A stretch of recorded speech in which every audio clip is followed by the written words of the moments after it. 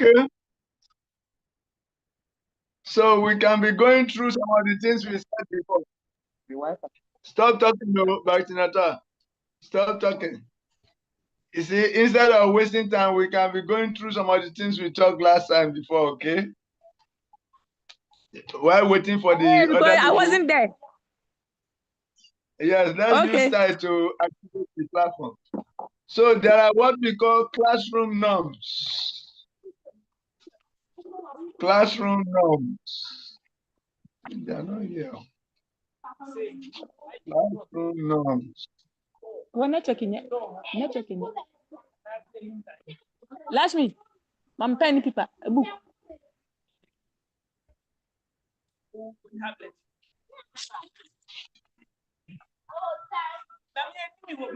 Hey, mommy, book in the pen.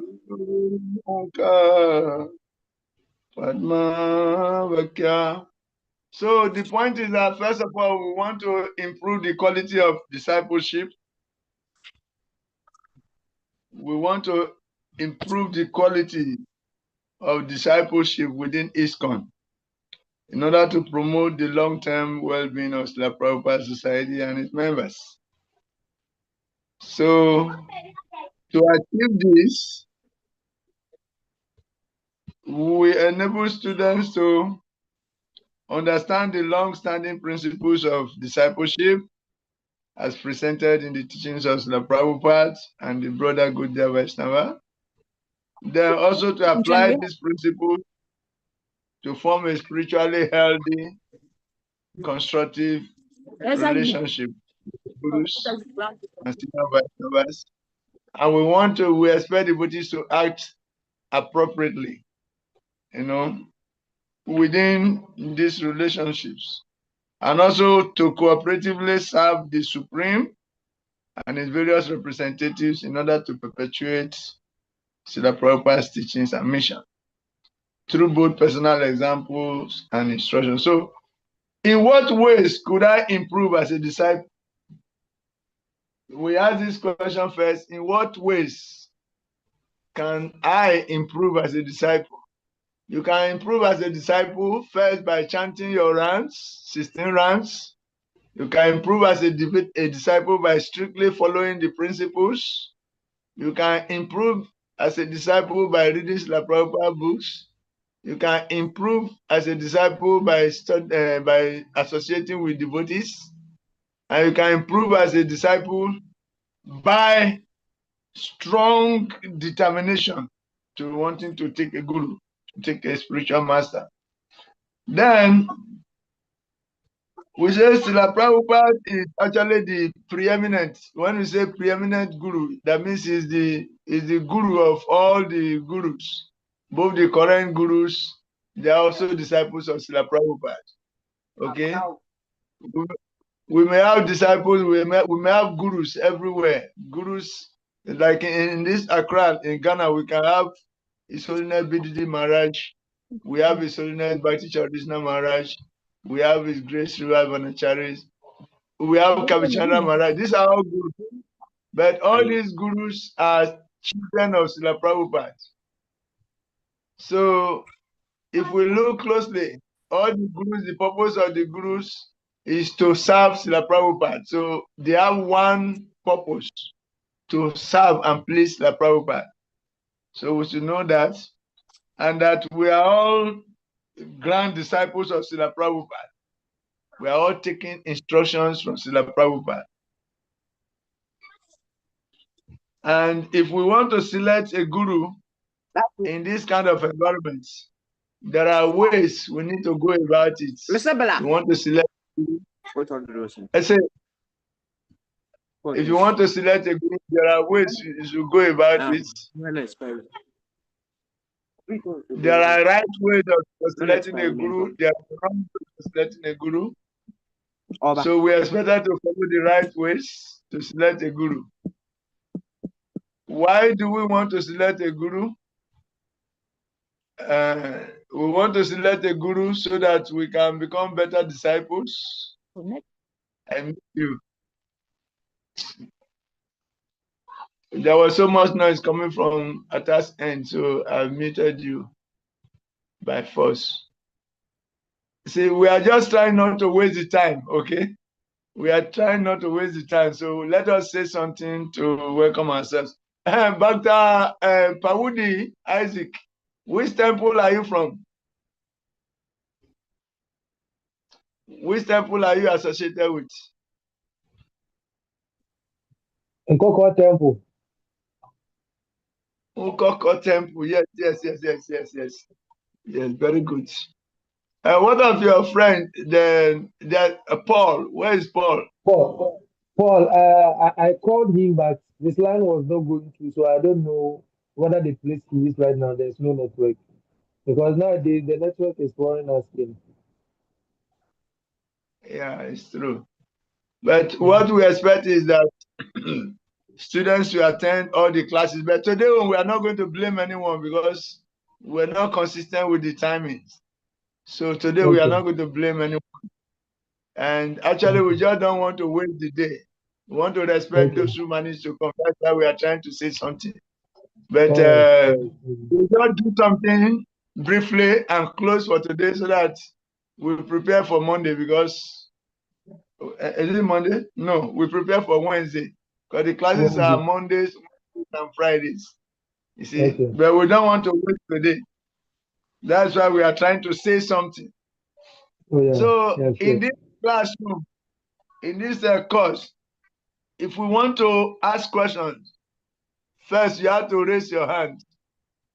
Okay. How do you raise your hands? You know how to raise hand? No problem. When you click down, you will see the alternative raise hand. Then you press it. Then, Atas boy, please show her how to raise hand. Teach her how to raise hand. Very good. They have gotten it. The computer boy has gotten it for his mother. That is how to raise hand. Yeah. After you finish asking your question, you bring your hand down. Very good. So let us learn this ABC. And also, what we want to say is that whatever we discuss in this classroom should remain here. Okay, you know, you can be asking personal questions and, something very experiential kind of exercise.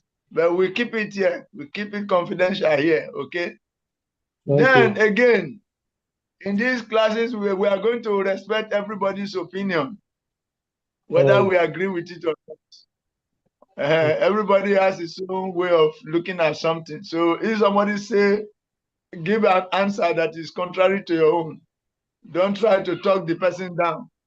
That is how the person understands it. So respect each and everyone's opinion. Then again, if we call you for some exercise and you are not comfortable to participate in that particular exercise, like if we are doing something experiential, ask you when you were angry, what did you do and how did you overcome it? Some certain things that are too sensitive for you that you don't want to participate in such exercise. You are free to hold on without explanation. And also, any decision we take on this platform, we should all be ready to follow it. If we say we are having classes on Mondays, Wednesdays, and Fridays, we should all accept and we should follow.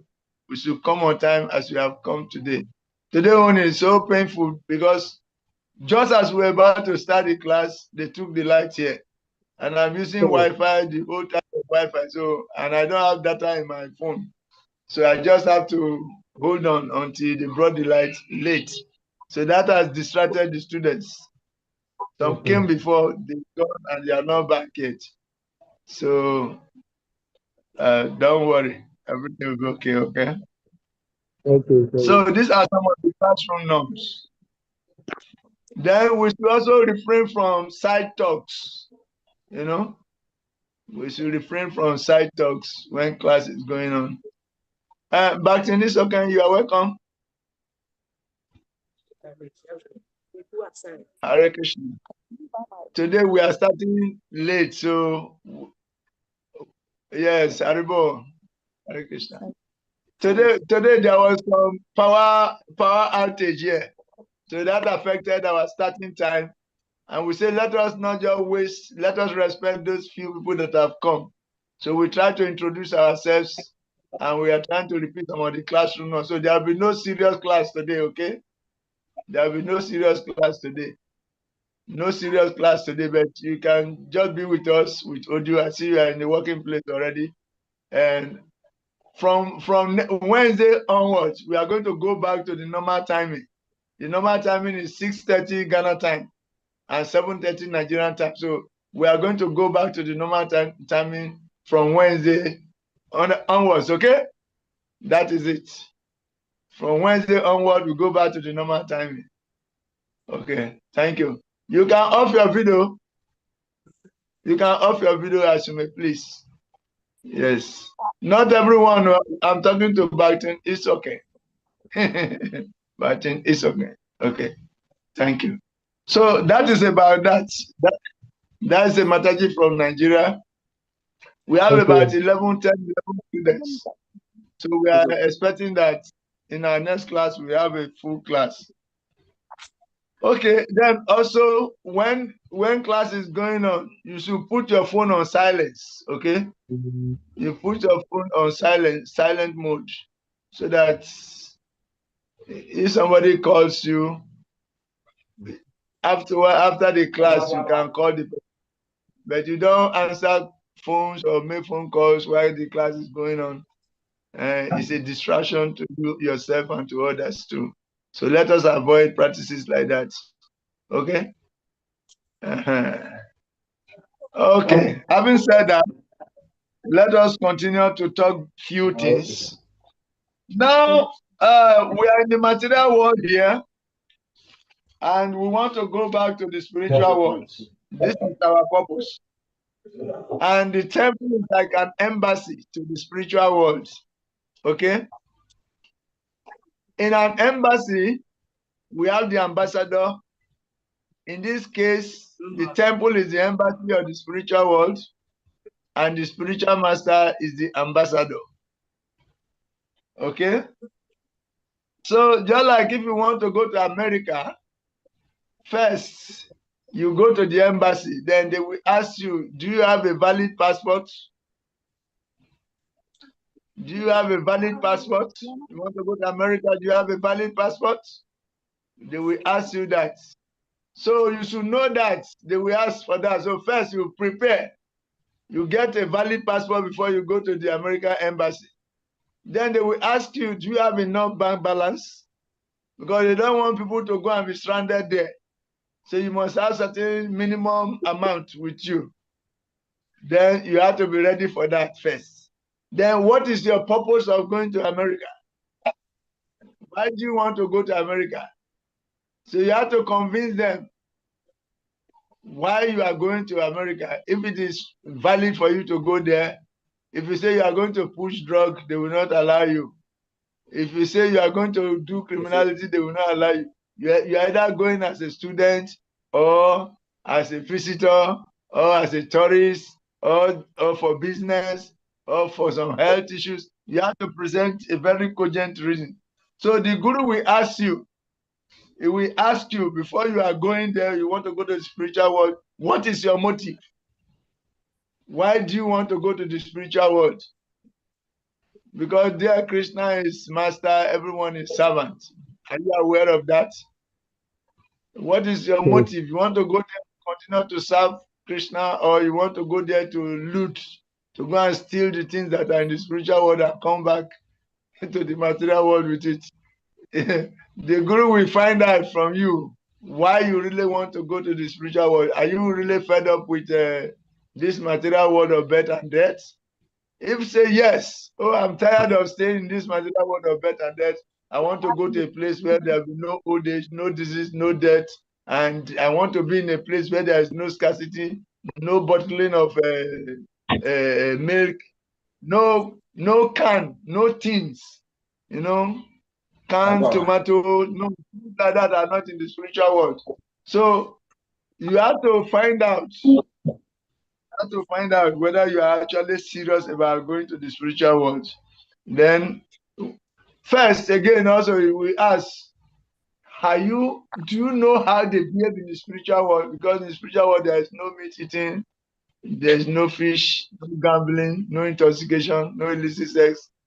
They will find out, are you following these principles? The guru will find out before he can give you initiation. Are you following these principles? Who is your spiritual master? Why do you really want to go back to the spiritual world? Are you practicing how the people live there? Because if you want to go to America, you practice how they walk, how they talk there. Hey man, how are you? You don't. So you have to learn how to. You have to dress like that and walk like that. You have to practice for some time before you go. So the same way, to go to the spiritual world, you have to practice how they are living there. There, everybody is ecstatic devotee of the Lord. There is kirtan everywhere. Everybody is just talking about Krishna. Nobody is talking of business at all. Because there is no need for business. In the spiritual world, no need for business, no need for work, job, no job. Everything is available for everyone. So it's a very free, enjoyable place where the working, when people are working, it's just like they are dancing there. Everybody knows everybody's mind. You cannot hide anything in your mind for anybody. Here, you can hide so many things in your mind. Nobody will know. But there, everybody knows everybody's mind. So you have to be free. Anything you need is available. If you need gold, lump of gold like this, you just look around, you see the stone in front of you will turn to gold. If you want diamond, you just look in front. The stone in front of you will turn to diamond. All the stones are desire fulfilling stones. Anything you want to be, to get, you just manifest. So you don't need to work very hard for 30 days. Then they pay you small salary, and the salary is not enough to do all the things you want to do. So you have to do one first and leave the rest for. There is no scarcity in the spiritual world at all. Are you really interested in going there? The guru will find out. And there, if you go under one tree, and if under the tree you want mango, immediately ripe mango will manifest. Very big, succulent ripe mango will manifest. If you want pawpaw, immediately big pawpaw ripe will just manifest. If you want apple, the biggest of apple, like a house, will just manifest. And the juice is so much, you just cut and just put your mouth, you start eating. Understand? If you want milk, ocean of milk is there. You can just dive inside and you start swimming inside milk, bathing inside the milk, and drinking it at the same time. That is that place. If you want pineapple juice, pineapple juice just manifest and you start drinking. Nobody will question you. Why are you fetching it with bucket? Why are you coming with 3 gallons? That is the spiritual world.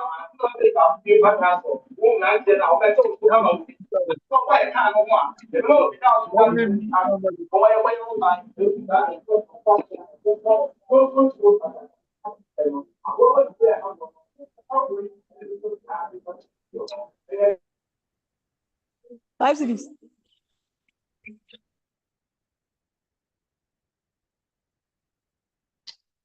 I have muted some people forcefully again because of the background noise coming from their places.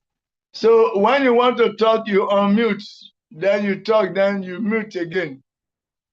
That is how it should be done. Okay? So anyway, I was talking about the spiritual world. For you to go there first, you have to know how they are living there. You don't go there and go and expect to see chicken or anything. You don't go there and go and expect to see somebody selling milk. I want money to go and buy milk. There's nothing like that. Everything is available. There's no money as medium of exchange there. Everything is available. They don't spend money there. Everything is available for everyone. If you want, there are no trot there also, or kabu or buses, commercial buses in the spiritual world. There are no commercial buses in the spiritual world. So you don't go and expect, say, hey, I want to pay money to enter transport to go from here to here. Your body itself is your transport. If you are in the spiritual world, you want to be in the other end of the spiritual world, you want to be in, like in America here. Piam! Instantly, you just see yourself there. You don't need to go and buy ticket, go to embassy, struggle for money, for ticket or for declaration. No. You see, you want to be in America, immediately you find yourself in America. You start living there. You want to come back to Africa, piam, you are in Africa. Your body itself is a plane in the spiritual world. That is how that place is. So you shine your eyes. If you want to go there, you go there. You don't need anything yet. You don't need to carry bag. You don't need to carry your phone. You don't need to carry anything. You just go there and enjoy there. Only enjoyment is what is in the spiritual world. Only enjoyment. There is no old age. There is no disease. There is no death. This is the place. So the question is, how do we go there? To go there, the spiritual master is here to help us. How to go there. That's why we have the spiritual master here. He's teaching us how to go there. To go there, you have to practice regulative principles. You have to chant your rounds. You have to hear about Krishna constantly so that you can become a devotee of Krishna before you can go there. So that is why the spiritual master is there. Then we have the spiritual master. Then we have another type of spiritual. There are two types of spiritual masters. There is the Diksha Guru, initiating spiritual master, and there is the Siksha Guru. The Siksha Guru is just somebody who is teaching you how to do spiritual, how to do devotional service. He's teaching you how to do devotional service, but he does not initiate you. He does not initiate you. You do not take vows. He doesn't take responsibility for taking you back to God. But is an instructing guru.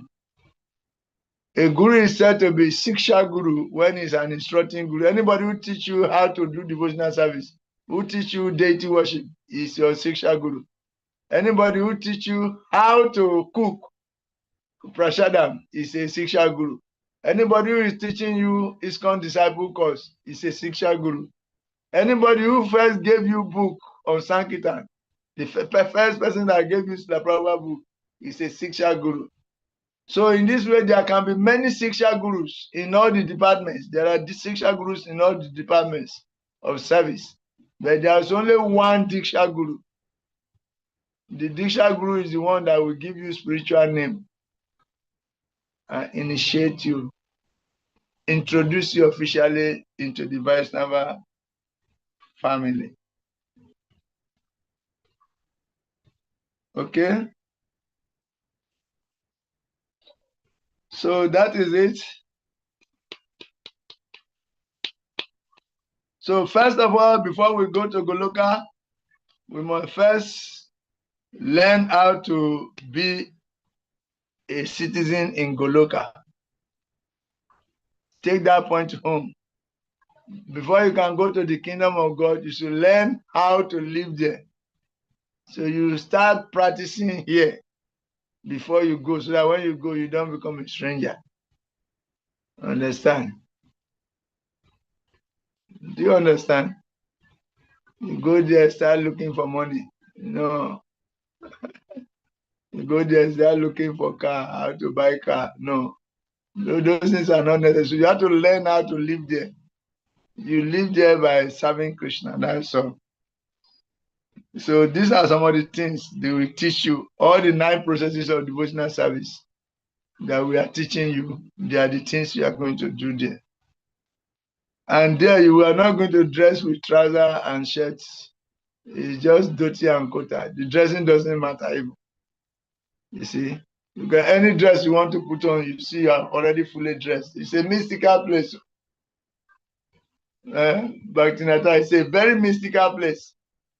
If you want to wear golden sari, immediately you see your body decorated with golden sari. You don't even know what happened. Okay.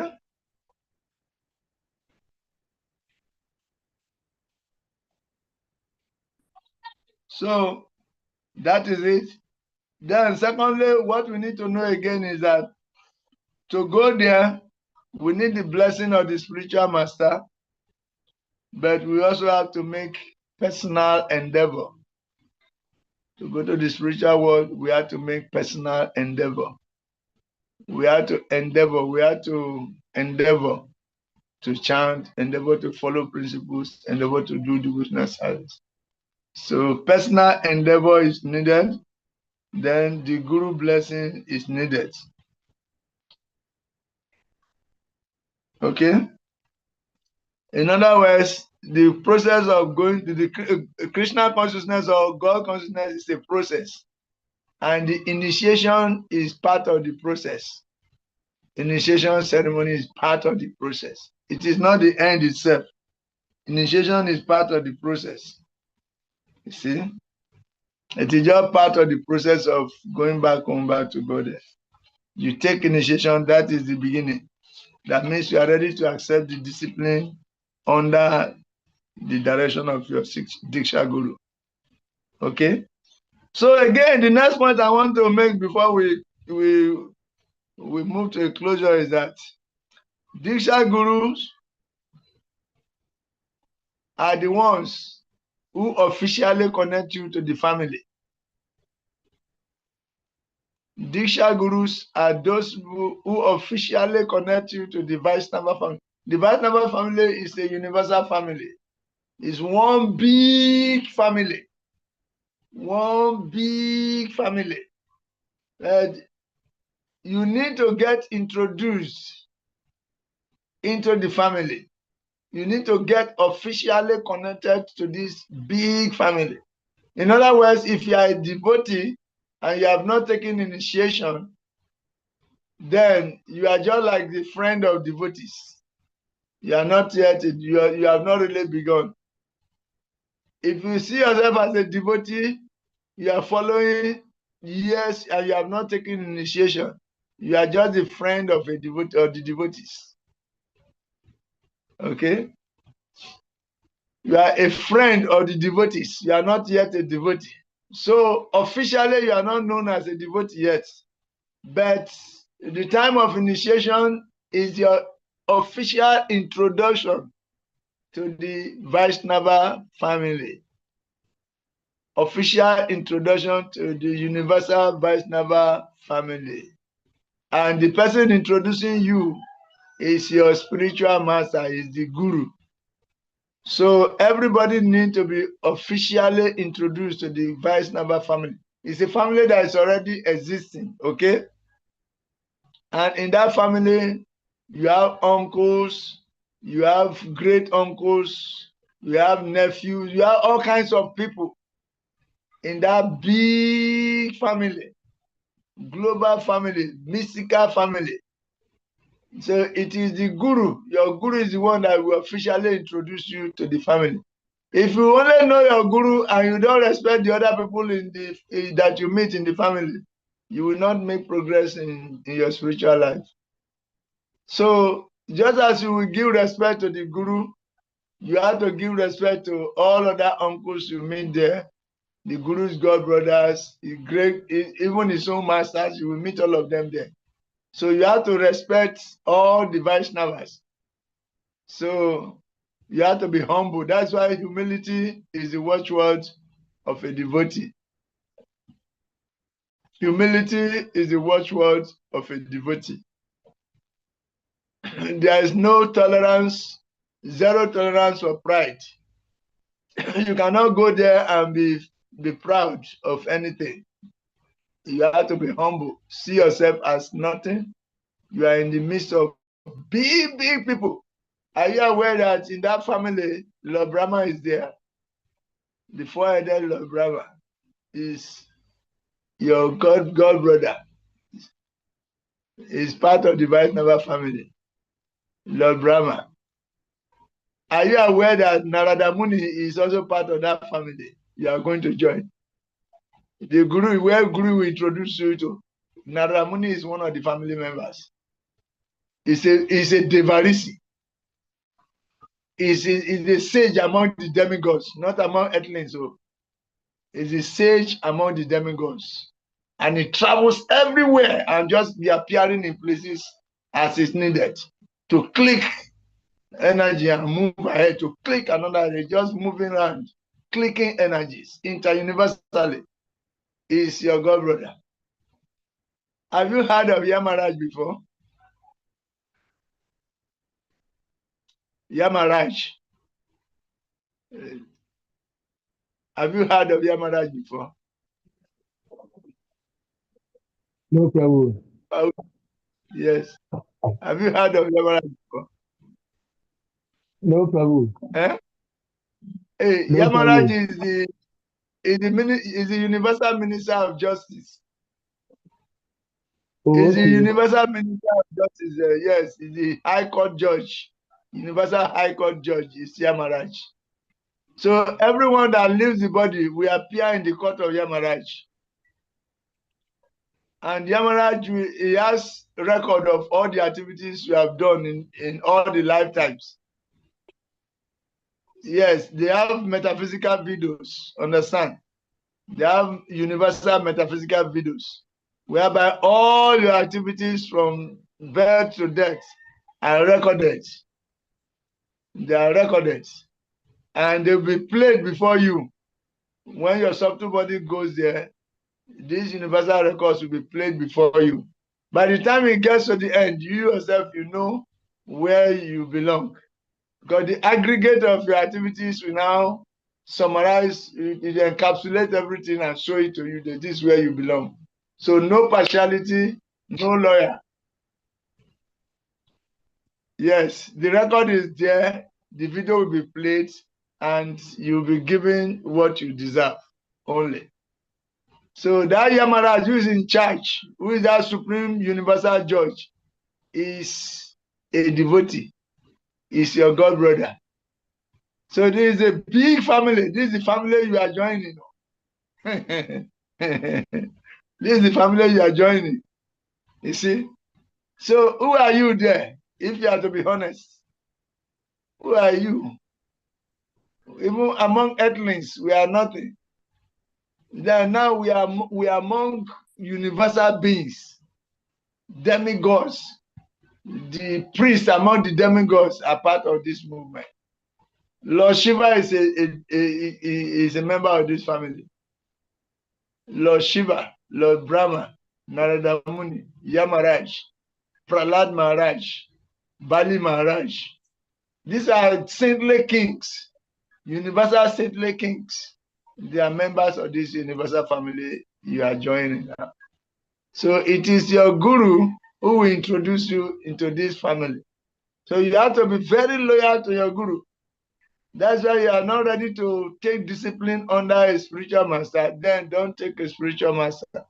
Because the spiritual master will not be telling you something sweet. Something you like, something you like, something you like. He has to bring you out of your comfort zone. Understand? And take you through some divine purifying austerities. So you have to be ready to follow him.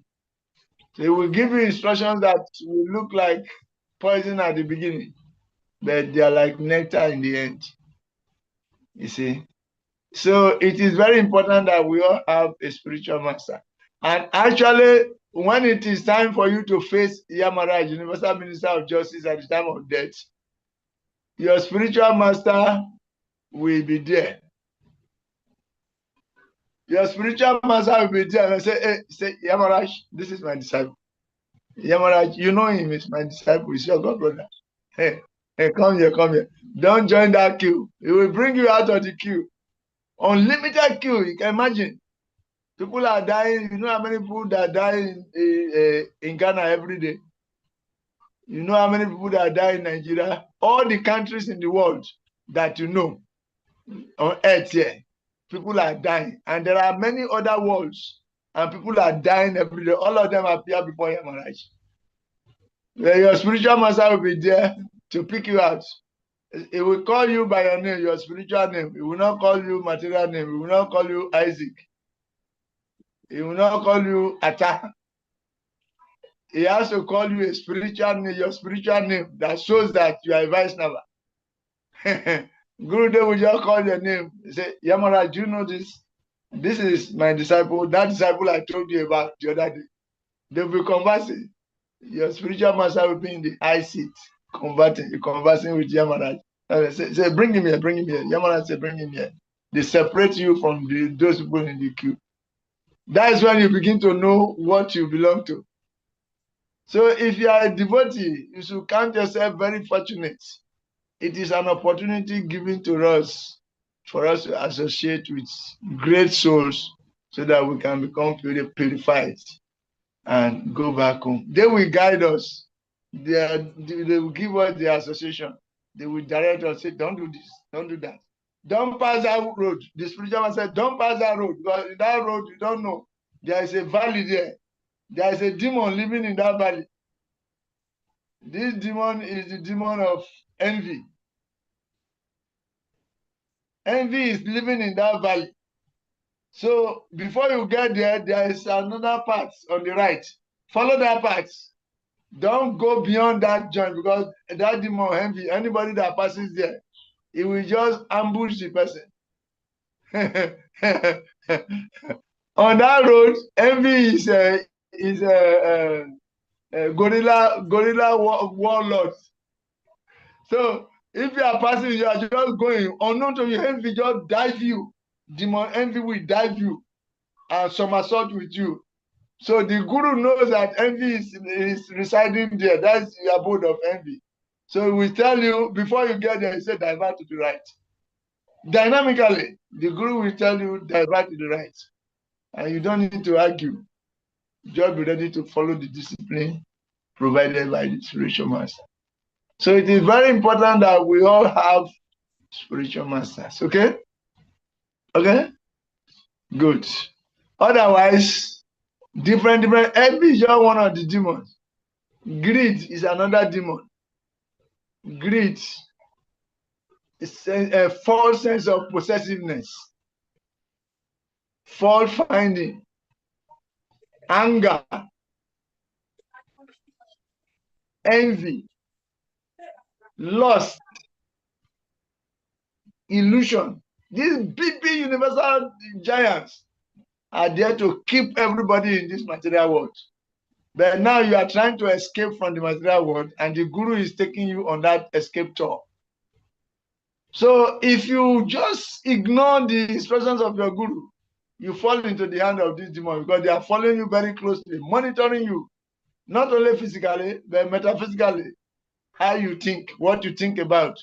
Then they will enter through the mind, unseen by anybody, and they will just bewilder you and take you away. Your guru will be going, he call you, think you are with him, he look there, he's not see you. You have been snatched by one of these demons. So it is good when we get the guru, we follow the instructions of the guru. Following the instructions of the guru should be the life and soul of a disciple. Do you get that? Following the instructions of the guru with your life and soul should be the life and soul of a disciple. Following the instructions of the guru. Accepting the discipline provided by the spiritual master should be the life and soul. And that is your protection. If you want to be protected materially and spiritually, metaphysically, and on all levels, you need to follow the instructions of the guru very closely.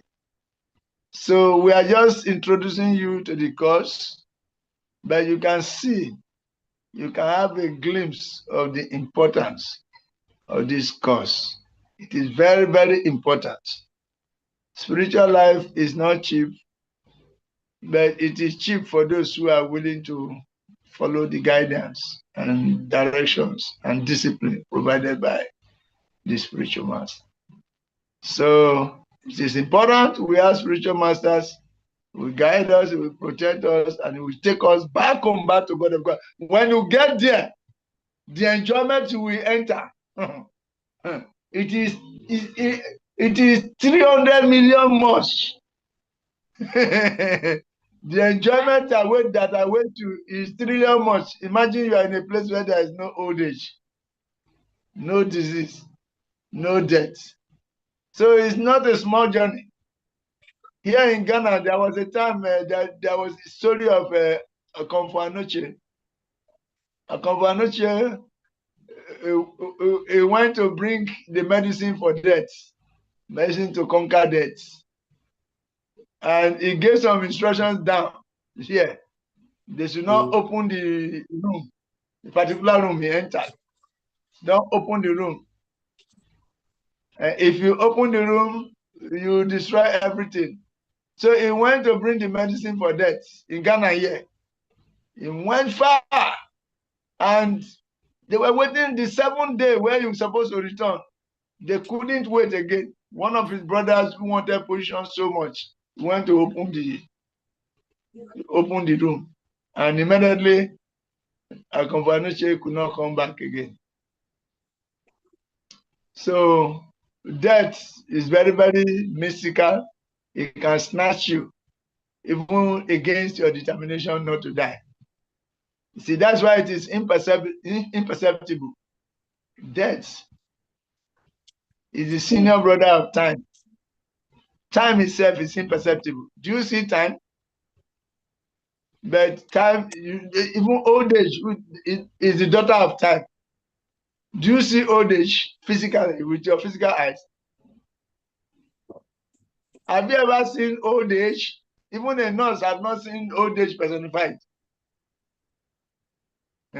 There is a nurse among us, but she has not seen old age personified with her 2 naked eyes. But old age, let me tell you, is a woman. And she's called Dubaga. Dubaga means ill-fated, because she embraces everyone indiscriminately and imperceptibly for that matter. And when she embraces you, everybody loves the embrace of a woman. But when old age personified embraces you, you will not like it. Nobody likes it. There is dwindling. There is all kinds of pains.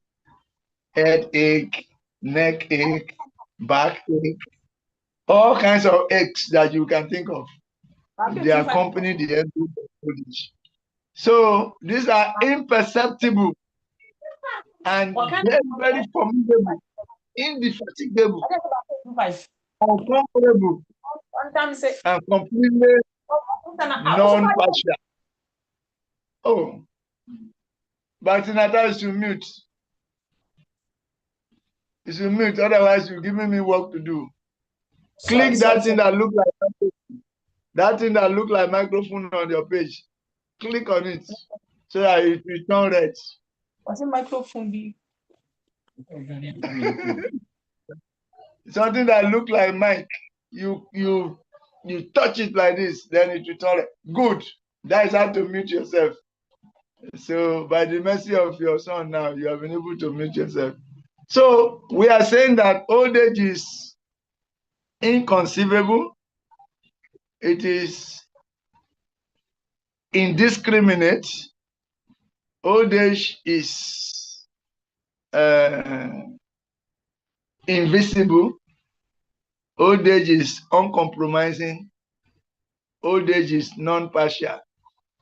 And many more qualities are there that even nurses and doctors don't see old age, but old age operates indiscriminately. Therefore, we should know that we are dealing with universal beings, and the presence of the spiritual master is very important, because even though we are not seeing, the spiritual master is seeing them. They are imperceptible to us, but they are perceivable by the spiritual master. So the spiritual master guides us how to avoid them. And he's doing that by his personal example. Therefore, it's called Acharya. So we are fortunate when we get such spiritual masters. It is important we prepare ourselves to get the spiritual master. And as we said, there are 2 types of spiritual master. One is the Diksha Guru. The other one is the Siksha Guru. The Siksha Guru is the one that gives instructions, like your temple president, the person in charge of the altar will teach you how to do deity worship. the person who teach you how to cook in the kitchen, the person who teach you how to preach, the person who is giving you IDC course, ISKCON disciple course, who are giving you Srimad Bhagavatam class. These are your Siksha gurus. So Siksha gurus can be many, but Diksha guru is only one. The Diksha guru gives you initiation, he gives you a spiritual name, and he takes responsibility of taking you back home, back to Godhead. And at the point of initiation, he absorbs your previous sinful activities and all the potential seeds of sinful activities. The spiritual master takes them away at the time of initiation. Potential seeds of sinful activities. Sinful activities on the seed platform. Unmanifested sinful activity, the seed of sinful activity in the heart. The spiritual master destroys them at the time of initiation. So every sober person who sincerely wants to go back home, back to God, must take a spiritual master. Okay? Okay, you get it? At the time of initiation, the burden of previous sinful life is removed. And sin no more. Sin no more. So that we can get the strength to carry on our spiritual life. Sin no more. The disciple take them away. All the previous sins and the potential seeds for sinful activities, he takes them away and tell you, sin no more. Sin no more. If you are sinning at the same time you are wanting to go to the spiritual world, you are like somebody who is lighting fire and is pouring water at the same time. It is self-sabotage. You sabotage your own efforts. You are lighting fire. You want the fire to light so that you can cook. At the same time, you are using the other hand to pour water on it. That is how it is when you are committing sinful activities after initiation. Sin no more. So that you can get the spiritual strength to carry on your spiritual activities. And the disciples will show gratitude by strictly following the rules and regulations. At that point, you should show gratitude to your spiritual master. How do you show gratitude? Say, oh, thank you for saving me from this dungeon, the prison house of material existence, and taking me back home, back to the spiritual world, to my Father. Thank you. I'm very grateful for your sacrifices. So, to do that, how do you show this gratitude to the spiritual master? You do that by strictly following the rules and regulations. You show gratitude to your guru by strictly following the rules and regulations. Okay?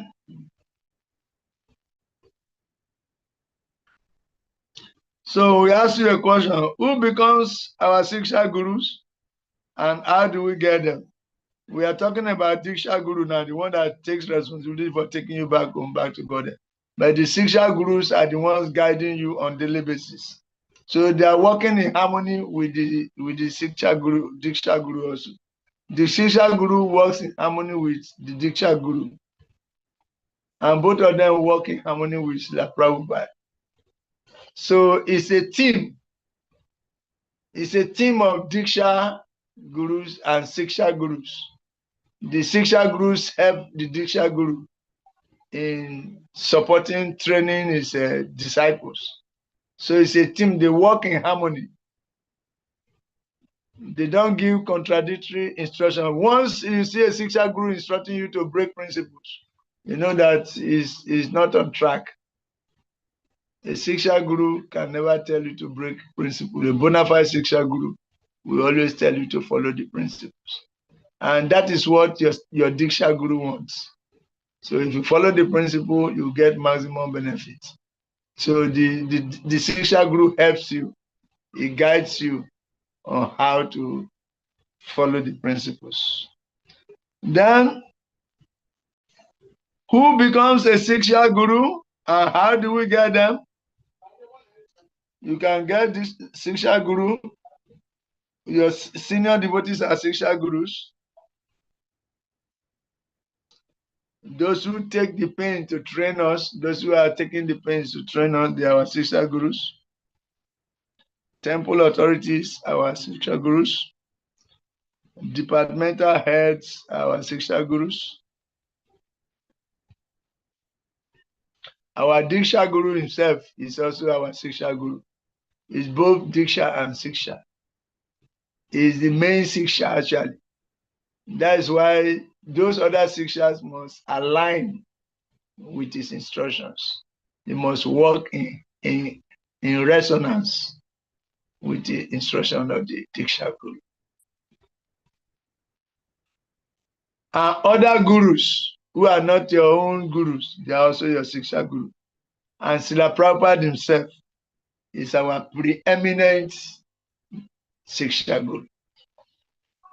Srila Prabhupada himself is our preeminent Siksha Guru. You get that? Those who are training you are your Siksha Gurus. Your temple authorities are your Siksha Gurus. Your departmental heads are your Siksha Gurus. Your own Diksha Guru is also your Siksha Guru. The other Diksha Gurus are also your Siksha Gurus.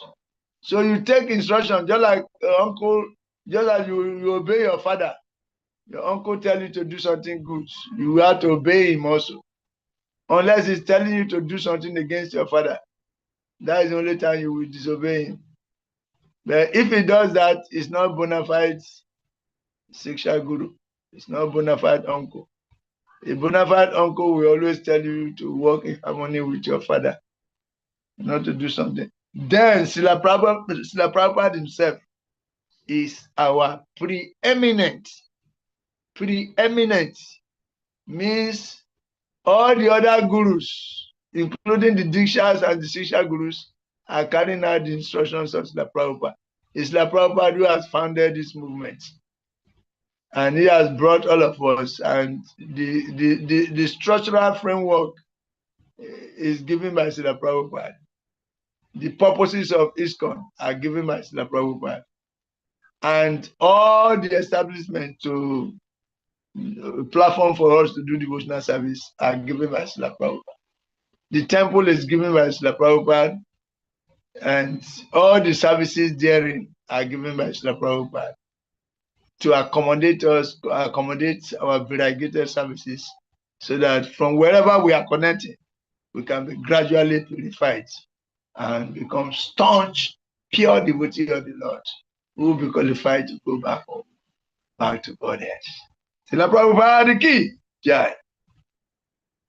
So, Yasya prasada bhagava prasado, Yasya prasada nagati kutupi, Dhyayam subham tasya yasastri sadhyam, Vande Guru Sri Charanara. You have to go and know the translation of that song. Yasya prasada bhagava prasado, Yasya prasada nagati kutupi, Jayam subham tasya sahasri sadhyam, Vande Guru Sri Charanara. When the spiritual master is pleased with you, your spiritual life is successful. But if your spiritual master is displeased with you, nagati kutupi, your spiritual life is finished. Nagati kutupi, Yasya prasada bhagava prasado, Yasya prasada nagati kutupi. If the spiritual master is pleased with you, your spiritual life is successful. But if the spiritual master is displeased with you, your spiritual life is finished. Nagati kutupi, nagati kutupi is all finished. So, pleasing the spiritual master is the parameter for measuring your success or failure. Like the tailor, he has a tape. He will use the tape to measure the length and breadth of the cloth that he. That measuring tape is the pleasure of the spiritual master. How much your spiritual master is pleased with you, that determines your success. And the converse is the case also. When you displease the spiritual master, your spiritual life is finished. So when they say this song, who do they mean? Which of the spiritual masters do they mean? Yasya prasada bhagava prasado yasya prasada nagati kutopi jayam suvam tasya yasastri sadyam vande guru sri charanara vinda. Which of the spiritual masters do they mean? It is both. Bhaktinata, which of the spiritual masters do they mean?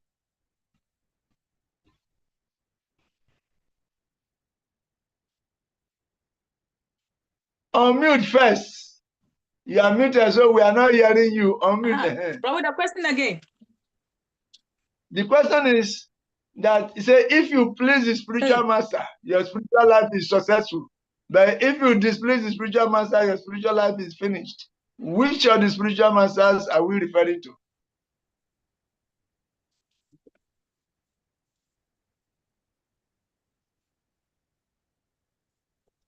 Oh yeah, what do you think now? Say fast now, the thing enter your mind.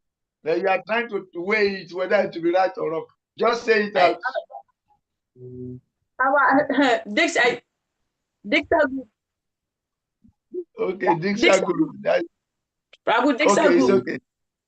okay. Okay, that's okay. Thank you very much. But Isaac, I've taken your answer now. It's okay. But Isaac, which one do you think we are talking about? Prabhu Diksha Guru. Diksha Guru. Okay. Yes, please. Bhakta Dakpe 369.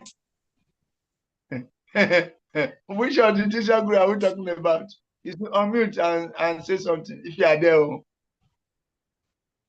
If you are there, because some people, when they off the video, they're actually not there. That's why we always emphasize that you should on your videos. Unless you are in a place that is so distractive, but you are determined to attend the class, then you are there. Then, of course, we can understand. So, Bhakta Dakwe is not there. For him not responding to this question, we can conclude that he's not there. But if he's there, he will prove us wrong. Bhakta Dakwe is nowhere to be found. Okay, then back in who do we refer to when we say Yasya Prasada Bhagava Prasado? That when the spiritual master is pleased with you, your spiritual life is successful. But when he's displeased with you, your spiritual life is finished. Which of the spiritual master are we talking about? That's the question I want to ask. Is there any clarification? Which one is Diksha? Which one is Tisha? I've not gotten it. I'm not clear. The Diksha is the one that gives you initiation and change your name. Say after you made it, by say your new name is Iswari Devidasi. That is your Diksha Guru. They're the one that is teaching you, like your temple president, other senior devotees you are hearing from on Sundays. Those who are doing Harina, departmental heads who are teaching you how to do different aspects of devotional service. They are also your Siksha Guru. Those who are teaching you IDC, they are your Siksha Gurus also. So we are asking the questions. When you say, if the spiritual master is pleased with you, your spiritual life is successful. But if he is displeased with you, your spiritual life is finished. Is the Diksha So Guru. which of the huh? Diksha Guru. Diksha Guru.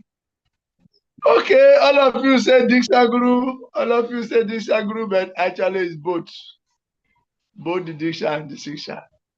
You cannot ignore the Siksha's instruction and you get the favor of your Diksha Guru. A good devotee is obedient to his immediate temple authorities, and he works under the direction of the senior devotees' guidance, and he works under the direction of his daily teachers, daily engagers, because they are working in harmony with the Diksha Guru. So that sentence refers to both the Siksha and the Diksha. Okay? That's why generally, if you are very obedient in your temple, if you are following all the directions, you are chanting your rounds, you don't wait for the Guru to come before you start following. As soon as the Guru leaves, you stop following. If you are not doing like that, if you are following even in the Guru's physical absence, taking directions from those who are guiding you, then automatically your Guru is very pleased with you. And when he look at you with favorable glances, say, yes, I feel your services. I've also heard from your temple president how serviceable you are. So I give you my blessings. Okay. It's both. So it is applicable to both. It is applicable to both. It is applicable to both. Okay. So on this note, we want to bring the class to a closure. And before we bring it to a closure, we want to make a little bit of internal summary. And we start like this.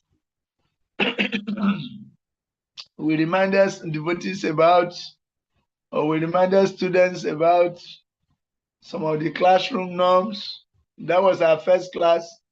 Most of you here were not there in the first class. So we reminded some of you about the classroom norms. And one of them is that we should observe confidentiality. Whatever we discuss here should remain here.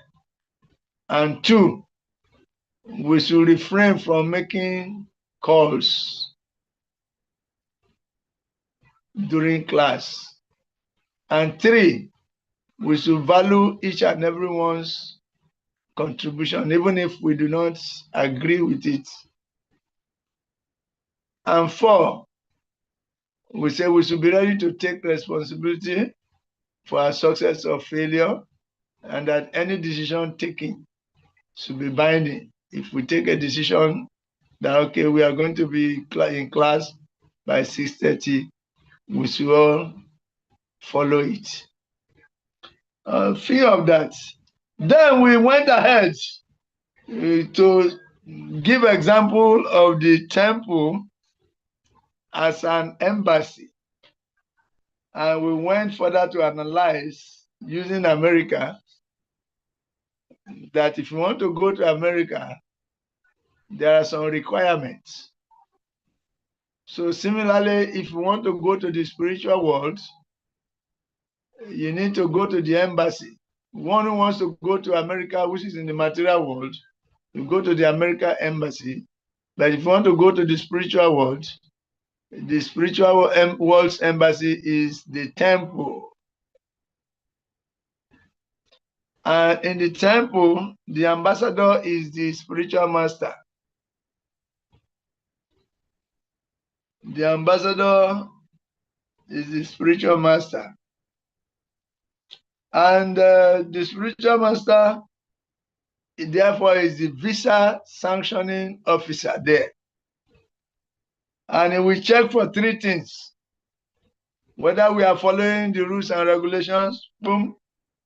Whether we have enough bank balance, or that means if we are chanting daily 16 rounds and doing some devotional services, boom, it will check that. Then it will check if we have ulterior motives and attitudes. If we have ulterior attitudes and ulterior motives, the spiritual master has to correct all that. We check to see what is our real motive. No, just as the American ambassador will check your motive of going to America, the spiritual master will check your motive of wanting to go to the spiritual world. Then we say it is important that before we go to Goloka, before we go to the kingdom of God, we have to be Golokians. Before you go to the kingdom of God, to Goloka Vrindavan, you have to be a Golokian. Like if you want to go to America, you have to first know how to live in America. The way they walk, the way they wear tear trousers, you go and get some rugged jeans also before going. But Isaac will show you very nice clothes. Then you go and tear part of the thing, some patterns, and you say, yes, we are also practicing Americanism. Why here? So that when you get there, you will not look strange. That is the purpose. You will blend properly. When you get there, you also swagging, and you are also in your rugged jeans, and you are speaking your slangs that you learned. Hey man, hey man, hey man. They can call everybody man. Then you have to learn how to call everybody man. Also, hey man, how are you? You have to practice it.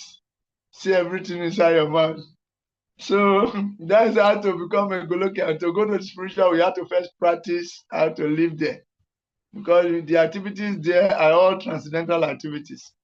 And a devotee who has practiced here will not look like a stranger when he gets there. Because it's already abreast with the devotional activities. It will just blend. Begin to do transcendental activities selflessly. People act with detachment. Everybody is acting for the pleasure of everybody. And everything is there wonderful. And we were able to juxtapose the material world with the spiritual world. And there we told you that as we have rocks and stones on the floor here in the material world, you are moving, you are kicking stones. Over there, every stone in the spiritual world is a desire-fulfilling stone.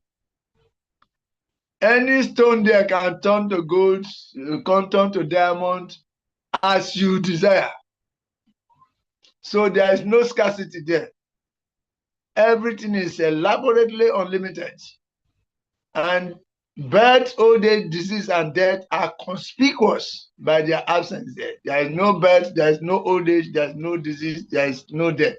But in this material world, there is birth, there is old age, there is disease, and death. So material world is conditional world, like a prison house where there is suffering. Once you enter there, it is these miseries are endemic. Endemic means they are everywhere. Whether you are in America or which you consider the heaven on earth, there is old age, disease, birth, old age, disease, and death. Whether in Australia, there is birth, old age, disease, and death. Whether in Africa, there is birth, old age, disease, and death. So time is impartial, time is uncompromising, and time is indefatigable. Nobody can change it. Time is always affecting everyone. And we say time has a daughter. The daughter of time is old age personified. And this old age personified, it has the similar qualities with the father, time. So it's also imperceptible.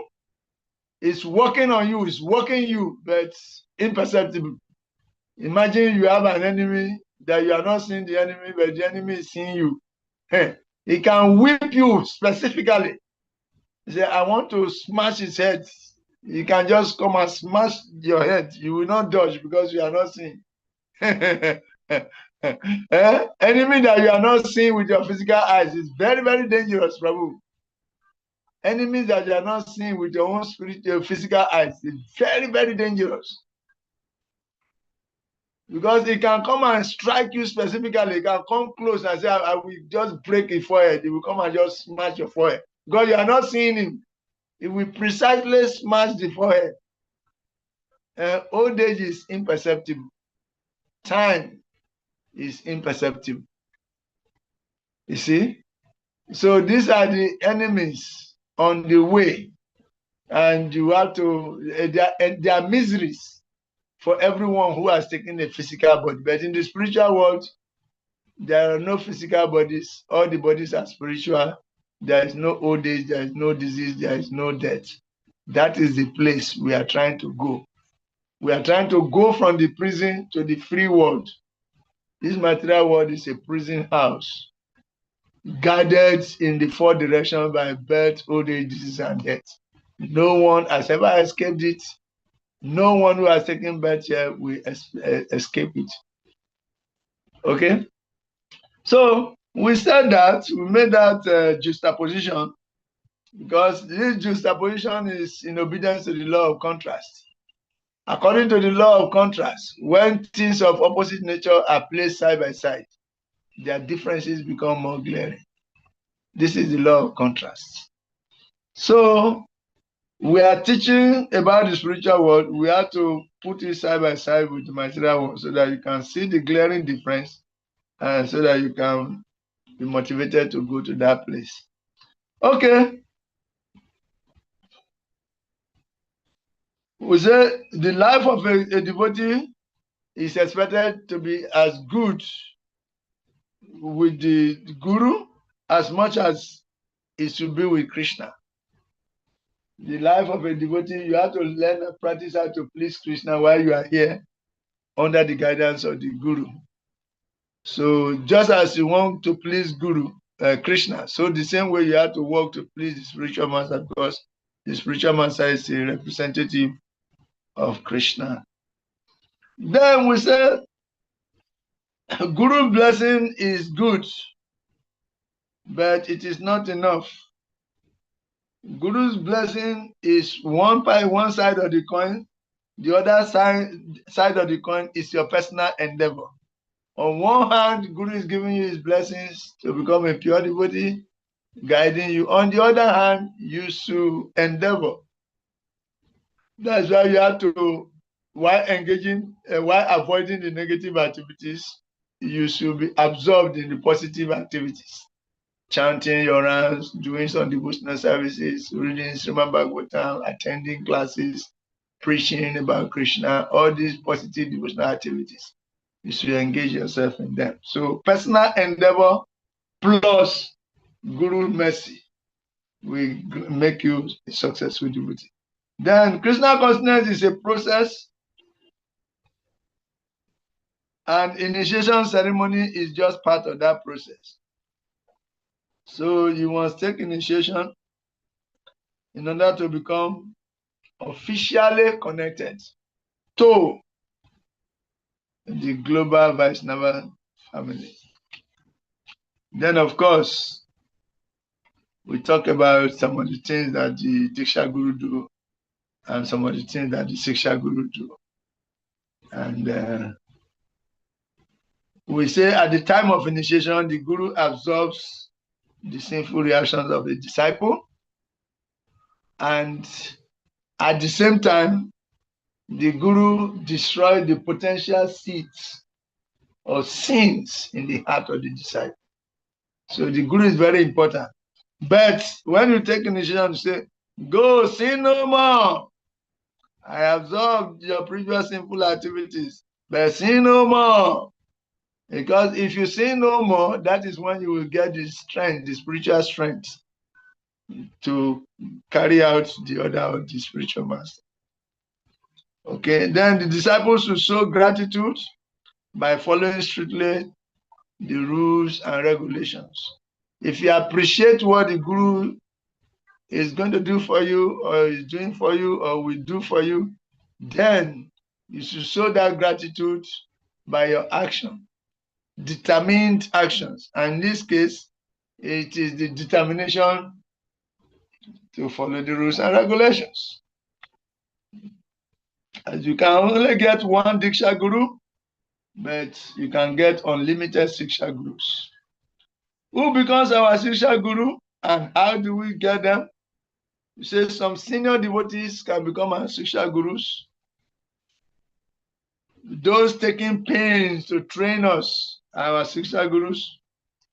The temple authorities, various temple authorities are Siksha Gurus. Departmental heads are our Siksha Gurus. Our Diksha Guru is also our Siksha Guru. Our Diksha Guru is also our Siksha Guru. It's our main Siksha Guru below Prabhupada. Other Diksha Gurus are also our Siksha Gurus. Srila Prabhupada is our preeminent Siksha Guru. And we ask a question. He said in the Mangala Charana, we chant the prayer, Yasya Prasada Bhagava Prasado, Yasya Prasada Nagati Kuto, Jaya Subham Tasya Sastri Sadyam, Vande Guru Sri Charanara Vindam. That say when the spiritual master is pleased with you, your devotional life is successful. But when the spiritual master is displeased with you, then your devotional life, spiritual life is finished. Nagatikutopi.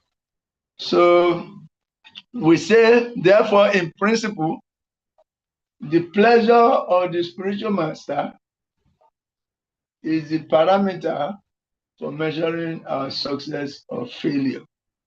In other words, success or failure in devotional service depends on the pleasure or displeasure of the spiritual master.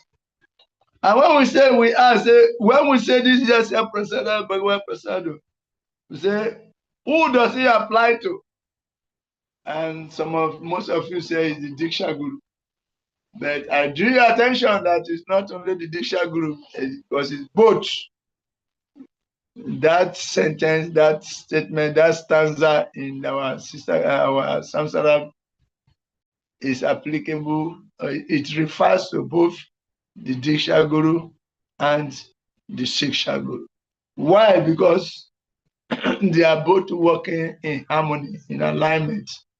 They are working in resonance.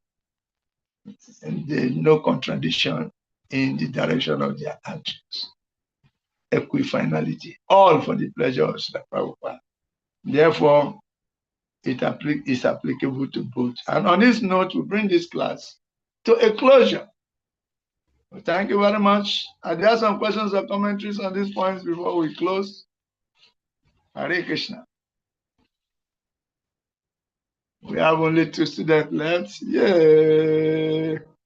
Yay! Ladies and gentlemen. Okay, thank you very much. Hare Krishna. We are happy to see you back in Isokan despite all the services we are doing there to the socio-cultural, cultural community. You are still able to somehow or the other attend the class. So thank you for your determination. Yes. Right. Thank you, Father. Hare Krishna. Hare Krishna. Okay, so we are going to meet on Wednesday. Again, but Wednesday, please take note, the time will be 6:30 Ghana time, which translates into 7:30 Nigerian time. So let us follow this adjustment and see how it goes. We will have better attendance. Thank you very much. Founder Charles AC Bhaktivedanta Swami Prabhupada Ki Jai. Bhakta Dakwe, are you still there? Bhakta Dakwe, are you still there? Bhakta Dakwe, are you still there? Okay, Bhakta Dakwe is still not there. So when we take the platform off his feet, that's when they will realize that the class has ended. So thank you very much. Thank you. See you on Wednesday. Hare Krishna. Jai.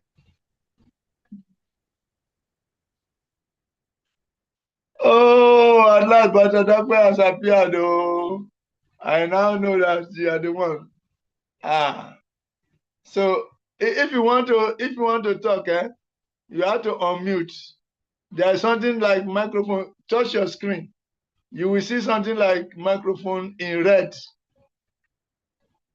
against your name. There is something like this, like microphone. You click on the microphone. Click on it. Just touch it. Now, if you touch it, the red will turn to green. Then that time when you talk, we can hear you. But now I'm talking, you can hear me, but if you are talking, I cannot hear you. So thank you very much for your attendance. And we hope to see you again on Wednesday. Very good, you got it. Prabhu. Hare Krishna. Please, Hare I I want to ask, what's the difference between your biological parents and your spiritual guru? Okay. Your biological parents are your first gurus. So they are supposed to act as your first gurus. That's why before becoming a parent, one is supposed to be a devotee first. But somehow or the other, these people were not devotees. So there are no rules and regulations. They themselves, the word regulation is a stranger to them. And they give birth to children. But by the standard of the scripture, once you not give birth to a child, if you cannot take that child back home, back to God, because they are the first guru. Your parents are your first guru. So if a guru is ignorant about the goal of life, he cannot lead you anywhere. He can only lead you, take care of your body nicely for you, send you to school and all those things. But the part of self-realization, he himself is not there. So he cannot do anything there. He's ignorant of it. Maybe it is you who is going to educate him. So it is a kind of misfortune that we have taken birth by our karma. We have taken birth from certain families. But those families are also pious to some extent. That's why we are able to come through them and become devotees. So we don't disrespect you, respect your family all the time, and just take time to educate them on what you are doing. You become the guru of your family, who are supposed to be your guru. They have done some part, but now on the spiritual part, you have to become their guru. And you don't go instructing them that you want to teach them how to become better in life. No, don't try to speak to them, teach them with words. What we do is to live by example. Let your life be so exemplary that your life itself is a message to them. That is how to teach one's parents. You conduct yourself so nicely that they themselves will be referring to you. They will be telling other children, don't you see how this one lives? It doesn't stay outside till 6 o'clock. Every time he's back in the house before 6. This is how we want you to live. Follow his example. You never see this man drinking. We hear story that he went to drink and he fell down, he fought and they wounded him. We didn't hear anything about it. This person. We always know his movement. And every time we can tell you that he's here. We know where he is every time. He doesn't go to places we don't know. Then they'll be using you to teach others. Okay. Understand? Thank you very much. So in that way, your parents will become very happy with you. They begin to wonder, how did you get this self-discipline? Where did you get it from? Then immediately, gradually, you reveal to them that you are a devotee of Krishna. As a devotee, you don't do this, you don't do that. That's why you get compassion for other living entities. And your life is transparent. You don't know how to tell lies. You don't say, I'm going here, whereas it's there you are going. You don't practice it. It's because of what you are practicing. So that is it. They are good people. They are fortunate. They are pious people. That's why they give birth to you. And they have done a lot. They have given you the foundation with which you have joined them. So you have to always respect your parents still as your gurus. And if you're becoming better, I'm telling you, your parents are happier than any other person about you. Understand? If you are following the principles and your life is well regulated, your parents are happy with you automatically. So respect them at all times. Hare Krishna. Okay, the class has ended. It's now only me and you. So let us end it because there's another class coming on. We need to log into that. So see you on Wednesday. Okay? On Wednesday, 6:30. With the time has changed to the original time. It's 6:30 on Wednesdays and all other days. 6:30 Ghana time. Hare Krishna. Hare Krishna. Thank you. Thank Hare you. Krishna. Hey, open your this. Let me see you. You are just coming, Abi? Yes, please. I just came. Hey, on your video, you have lost the whole class. You missed the whole class.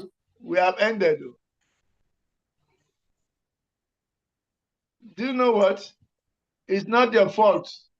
It's not your fault because we changed the timing for today's class, but we announced it on the platform. So Yes. please kindly be Yes, constantly I heard checking it. the platform. Eh? Yes, sir. You see?